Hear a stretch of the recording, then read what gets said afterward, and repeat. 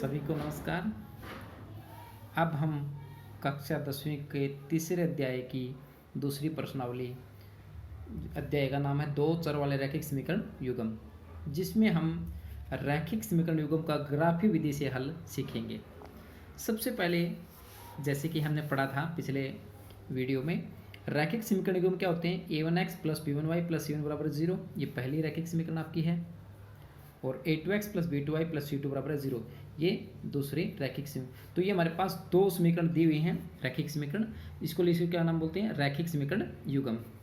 अब यहाँ पे जो रैखिक समीकरण आपके दिए हुए हैं उसके जो गुणांक हैं a1, y का गुणांक b1 और c1, उसके बाद x का गुणांक दूसरे समीकरण में a2, y का गुणांक b2 और तीसरे समीकरण में c2, इन गुणांकों के आधार पर हम इनके अनुपातों की तुलना करेंगे।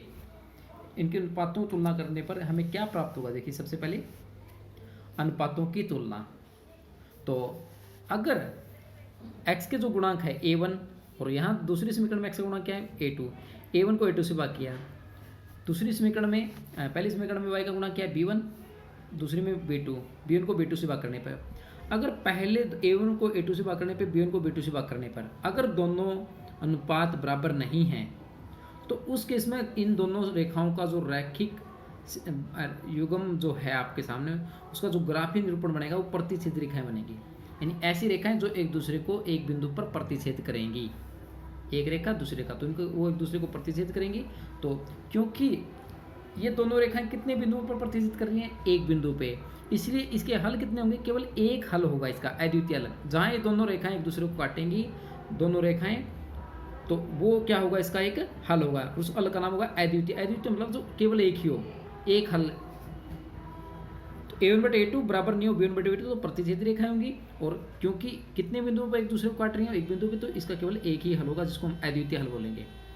अगर a1 को a2 से भाग करने पर, b1 को b2 से भाग करने पर और c1 को c2 से भाग करने पर तीनों के तीनों वो अगर अनुपात बराबर आ जाते हैं, तो उस केस में जो ग्राफी निरूपण होगा दोनों समीकरणों का, जो हमने ऊपर रैखिक समीकरण हमने लिखे हैं, वो कैसी होंगी, संपाती रेखाएं। उनका ग्राफ कैसा आएगा, संपाती रेखाएं, यानी कि एक रेखा दूसरी रेखा ग्राफ उसी रेखा के ऊपर आ जाएगा, यानी दोनों रेखाओं का ग्राफ एक ही रेखा पे आ जाएगा। तो वो क्या कहलाएंगी, संपाती रेखाएं। अब ये रेखाएं एक दूसरे को कितने बिंदुओं पर प्रतिच्छेद कर रही हैं, तो अब ये रेखाएं एक दूसरे को अनगिनत बिंदुओं पर प्रतिच्छेद कर रही हैं, इसलिए इसके अपरिमित रूप से अनेक हल होंगे।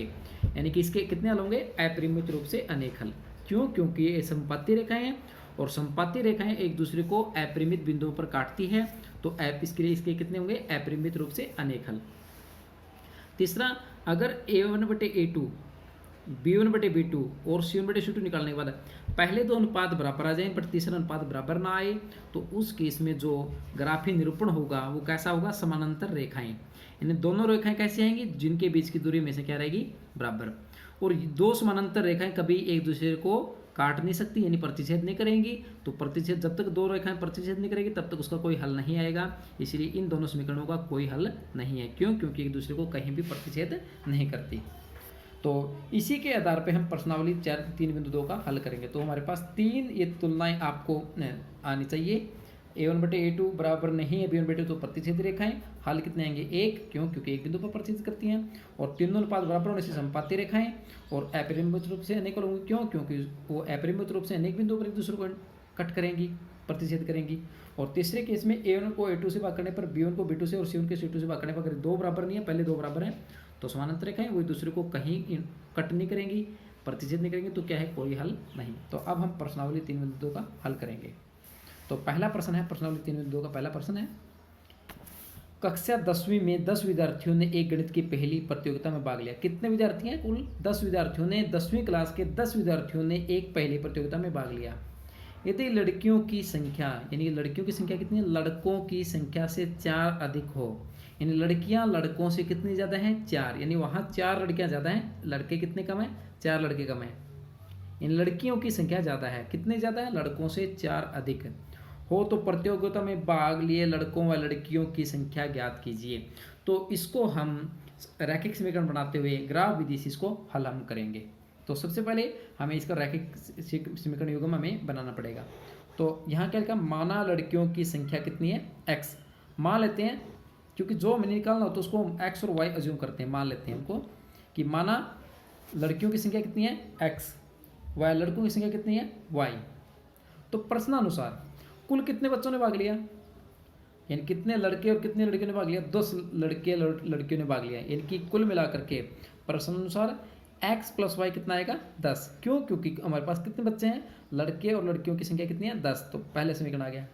दूसरी समीकरण क्या करी थी कि जो लड़कियों की संख्या कितनी है x है, वो लड़कों की संख्या से कितनी अधिक है, 4 अधिक है। तो x बराबर कितना आ गया, y प्लस 4। तो इस y को इधर लेके आएंगे तो ये क्या, x माइनस वाई बराबर 4, ये दूसरी आपकी समीकरण बन जाएगी। तो हमारे पास दो समीकरण है, पहली x प्लस वाई बराबर 10, दूसरी x माइनस वाई बराबर 4। जैसे हमने पिछले प्रश्नावली में हमने किया था, वैसे इस प्रश्नावली में हम इस क्या करेंगे, इसको ग्राफीय विधि से हल करेंगे। तो पहले जो समीकरण है x प्लस वाई बराबर है 10, उसके दो हल निकालेंगे। तो दो हल कैसे निकालते हैं, यहाँ से एक चर को यहाँ रख लो, दूसरे चर को उधर भेज दीजिए, तो 10 माइनस एक्स। तो y का मान कितना आएगा, 10 में से जो x का मान आएगा वो घटा दीजिए। मान लेते हैं x का मान आप ले लेते हैं, अगर मान लो 0 रखेंगे तो 10 में से 0 गया 10, तो कुछ ज़्यादा बड़ा हो जाता है, इसलिए हम नहीं रखते इसको, इसलिए हमने x का मान कितना रखा 5। तो यहाँ रखेंगे 10 में से 5 जाएगा, तो y का मान कितना आ जाएगा 5। फिर x का मान कितना रख दो 6, तो 10 में से 6 जाएगा, तो y का मान कितना आ जाएगा 4। तो इस तरह हमने दो मान निकाल दिए, यानी x प्लस वाई बराबर 10 के दो मान के आगे 5 5 6 4। जब x का मान 5 रखते हैं तो y का मान 5, x का मान 6 रखते हैं तो y का मान कितना आ जाएगा 4। अब हम दूसरी समीकरण के हम ग्राफ, जो दूसरी समीकरण है उसके दो हल निकालने के लिए हम क्या करेंगे, दूसरी समीकरण को लेंगे x माइनस वाई बराबर 4। तो x का मान यहाँ निकाल दो, चाहो तो y का मान भी निकाल सकते हो, x का मान भी निकाल सकते हो। तो x कितना है 4 प्लस y। तो y का मान अगर 0 रख देते हैं तो x का मान 4 प्लस 0 4 आएगा, और y का मान अगर 1 रखते हैं तो 4 और 1 5। तो y के मान हम रखते जाएंगे तो x के मान अपने आप आते जाएंगे। अब इन दोनों का हमें इसको निरूपण करना है, ग्राफीय निरूपण करना है। तो उसके लिए हमें क्या करेंगे, ये जो x अक्ष y अक्ष हमने लिया, एक x अक्ष लिया और एक y अक्ष, दोनों के जो प्रतिच्छेद बिंदु को क्या बोलते हैं, मूल बिंदु O। तो 1 2 3 4 5 6 7, ये 1 2 3 4 ये हमने बिंदु निर्देशित किए समान दूरी पे, -1 -2, ये x के माइनस के बिंदु, ये y एक्सिस के माइनस के बिंदु -1 -2। अब इसका ग्राफीय निरूपण हमने करना। तो पहले के जो आपके जो लाइन थी उसके जो दो सॉल्यूशन थे हमारे पास, वो क्या थे, x का मान क्या था 5 5, x का मान जब 5 है तो y का मान भी कितना आएगा 5, और दूसरा था x का मान 6 है तो y का मान कितना है 5 पे 5 और 6 पे 4। तो इनको हम निर्देशित करते हैं। तो निर्देशित करने के लिए तो पहला मान क्या था आपका, जब x 5 है, तो जब x का मान 5 है तो यहाँ 5 आएगा, तो y का मान भी कितना आएगा 5, तो ये 5 पे 5 हमने लिखा। दूसरा मान क्या आएगा, जब x का मान हमने 6 रखा था पहली समीकरण में, तो y का मान कितना आ गया था 4, तो 5 5 6 4। इन दोनों बिंदुओं को मिलाने वाली रेखा, तो स्केल के माध्यम से इसको हमने मिलाया, तो ये x प्लस वाई बराबर 10 लाइन पहली लाइन का ग्राफ है। फिर हम दूसरी लाइन के ऊपर दो हल क्या थे, जब x का मान 4 है तो y का मान क्या आएगा 0, तो x का मान 4, y का मान कितना आएगा 0, तो x 4 y 0, तो पहला बिंदु आएगा। दूसरा था x का मान जब 5 है तो y का मान कितना है 1, तो x का मान 5 तो y का मान 1, ये दूसरा बिंदु आ गया। तो इन दोनों बिंदुओं से जाने वाली रेखा, ये दूसरी संख्या का ग्राफ आएगा, दूसरी रेखा का ग्राफ आएगा, जो क्या है x माइनस वाई बराबर 4। अब देखिए, क्योंकि दोनों रेखाएं एक दूसरे को कितने बिंदुओं पर प्रतिच्छेद कर रही हैं, ये दोनों रेखाएं कैसी हैं प्रतिच्छेदी, कितने बिंदुओं पर प्रतिच्छेद कर रही हैं एक बिंदु पे, तो इसलिए जो बिंदु ये होगा, अब देखिए यहाँ इसके सामने जब हमने प्रदर्शित किया तो ये किस पे जा रहा है, x बराबर है 7 पे, यानी ये x बराबर 7 पे जा रहा है, और इधर प्रदर्शित करने पे y के किस पे जा रहा है 3 पे, यानी कि जहाँ, यानी कि ये यहाँ x का मान कितना आ गया 7 और y का मान कितना आ गया 3।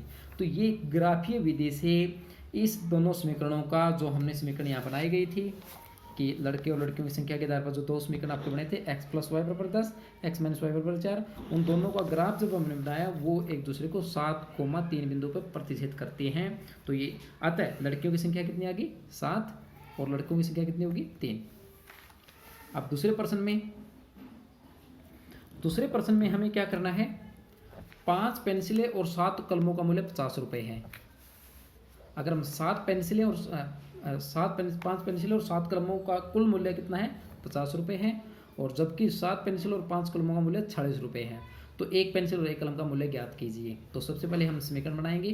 तो समीकरण बनाने के लिए मान लेते हैं जो पेंसिल का मूल्य वो x रुपये है और एक कलम का मूल्य है वो y रुपये है। तो पहले से अगर हम 5 पेंसिलें खरीदेंगे तो कितने रुपए की होगी 5x, क्योंकि एक का मूल्य x रुपये है तो 5 का कितना होगा 5x रुपये। 7 कलमों का मूल्य अगर एक कलम का y रुपये तो 7y रुपये, दोनों को मिला के कितने रुपये हमारे पास खर्च हुए 50 रुपये। तो 5x + 7y 50। दूसरी समीकरण है 7 पेंसिलें कितने रुपये की हुई 7x रुपये की, 7x रुपये की, और 5 कलमें कितने रुपये की हुई 5y रुपये की। तो दोनों को मिला के कितने रुपये खर्च होते हैं 46 रुपये।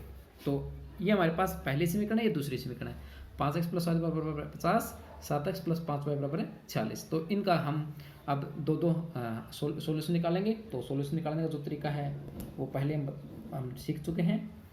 तो पहली समीकरण है 5x + 7y बराबर 50। तो इसके दो हल निकालने का तरीका क्या है, या तो हम एक सर x को या y को इधर रख लेंगे। तो 7y बराबर कितना आएगा 5x हो जाएगा -5x। तो y कितना आएगा 50 - 5x, ये y के गुणा में 7 भाग में चला जाएगा। तो 50 - 5x बटे 7। अब हम x और y के ऐसे मान रखेंगे जिससे उनके x और y यहाँ पे x के ऐसे मान रखेंगे जिससे y के मान पूर्ण संख्या आ जाए। जैसे कि या हम x के ऐसे मान रखेंगे जिसके लिए y का मान कैसा आ जाए, वो एक पूर्ण संख्या आ जाए या एक पूर्णांक आ जाए। तो जैसे सबसे पहले हमने x का मान जब 3 रखा, 0 क्यों नहीं रखा, क्योंकि 5 0 0, 50 में से जब 0 50 को 7 से हम भाग नहीं कर सकते, वो दशमलव में आएगा, इसलिए हम उसको नहीं ले रहे। तो हमने सबसे पहले x का मान क्या रखा 3। तो 5 3 15, 50 में से 15 जाएगा 35, 35 को जब 7 से भाग करेंगे तो कितना आएगा 7 5 35। फिर x का मान हमने रखा -4। तो -5 की जब -4 से गुणा करोगे तो ये प्लस का 20 हो जाएगा, -5 होके -20 +20, और 50 और 20 70, 70 को जब 7 से भाग करेंगे तो कितना आएगा 10। इसी तरह जब x का मान 10 रख दोगे यहाँ पे 10 पंजे 50, 50 में से 50 गया 0, 0/7। यानी जब x का मान 10 रखा तो 50 में से 50 घटाना 0, 0 को 7 से भाग करेंगे तो 0। तो ये पहली समीकरण के तीन हल आ गए, 3 शून्य का आ गए हल आ गए। तो 3 5 -4 10 10 0। उसका दूसरी समीकरण 7x + 5 बराबर 46। तो 5y कितना आएगा 40 - 7x। तो y का मान कितना आएगा 40 - 7x बटे में 5। अब उसी तरह हम दो मान निकालेंगे। तो सबसे पहले x का मतलब 3 रखा, 7 21, 40 में से 21 जाएगा 25, 25 को 5 से भाग किया तो ये कितना आएगा 5।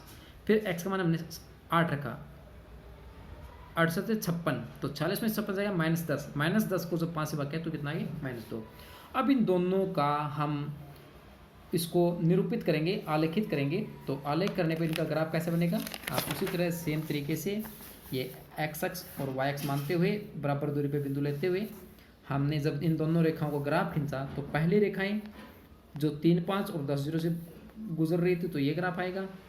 तो ये पहली जो आपकी समीकरण थी उसका ग्राफ है, और ये दूसरी समीकरण जो कि 3 5 और ये दूसरा है x का मान 8 था और y का मान कितना था -2 रखने पे आपके पास ये दो मान आपके सामने हैं। तो दोनों समीकरणों के ग्राफ खींचने पर ये दोनों समीकरण एक दूसरे को कहाँ प्रतिच्छेद कर रही हैं 3,5 बिंदु पे। अतः यानी कि ये क्या है ग्राफ विधि से इनका हल है। तो अतः पेंसिल का मूल्य कितना हो गया हमारे पास, अतः पेंसिल का मूल्य कितना है 3 रुपये और कलम का मूल्य कितना है 5 रुपये।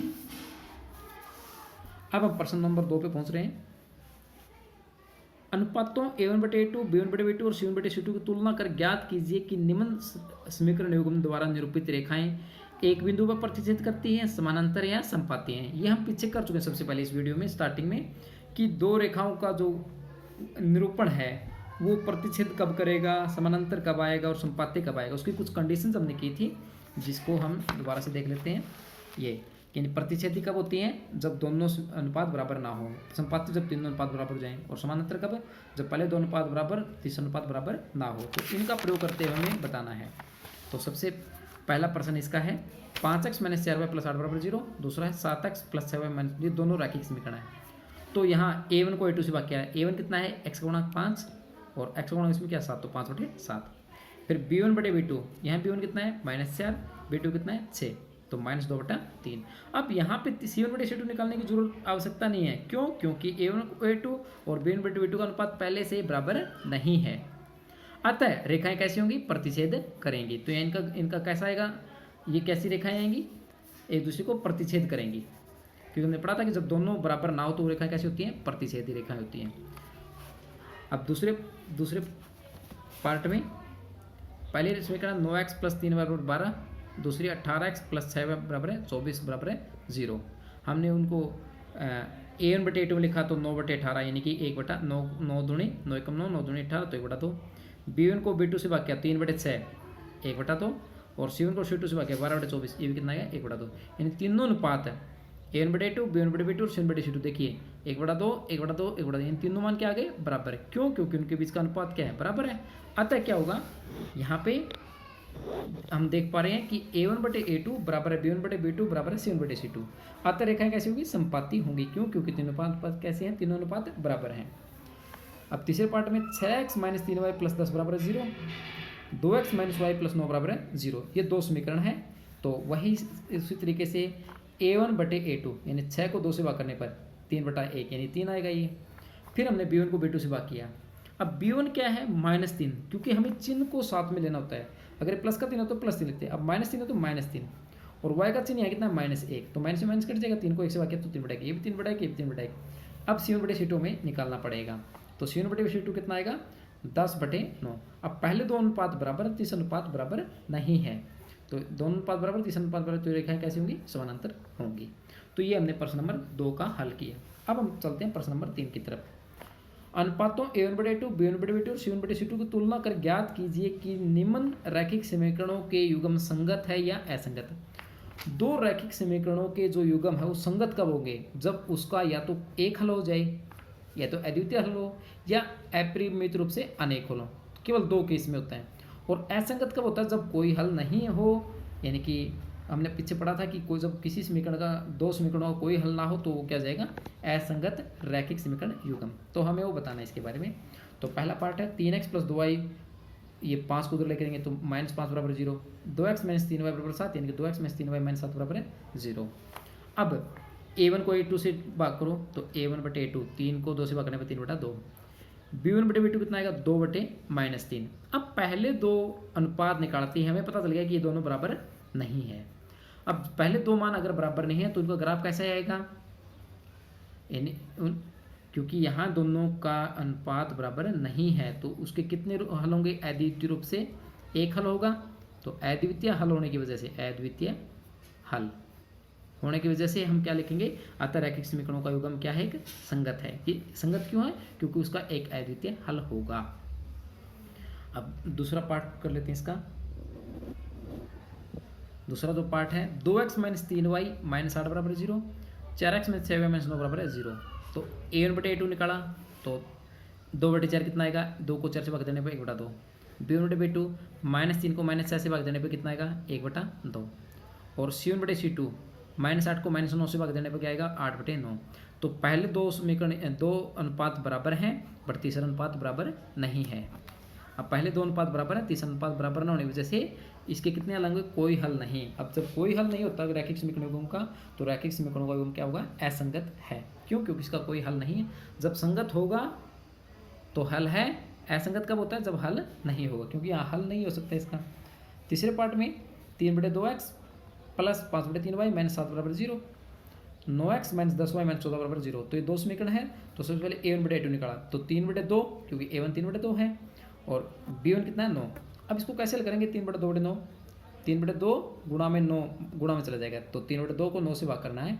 तो क्योंकि ऊपर भाग में रकम बटे में पड़ी है और नीचे बटे में क्या था 9 है, तो पलटेगी नहीं, गुणा हो जाएगी। तो 3/18, तो 3 कम 3, 3 से 18 तो 1/6। B1/B2 5/3 को जब -10 से भाग करेंगे तो ये 3 गुणा में 10 30, तो -1/6। तो पहला जो अनुपात है वो 1/6, दूसरा अनुपात -1/6 बराबर नहीं है, तो यह युग्म क्या होगा, संगत होगा। क्यों? क्योंकि इसके कितने हल आएंगे, अपरिमित रूप से नहीं। इसके हल कितने आएंगे, क्योंकि जब A1/A2 बराबर है नहीं होता B1/B2 के, तो इसके कितने हल होंगे, अद्वितीय हल होगा। इसलिए यह क्या हुआ, हमारा यह युग्म क्या होगा, संगत है। इसी आधार पे हम इसका चौथा और पांचवा पार्ट इसका हम हल कर लेंगे। आज के लिए इतना ही, धन्यवाद।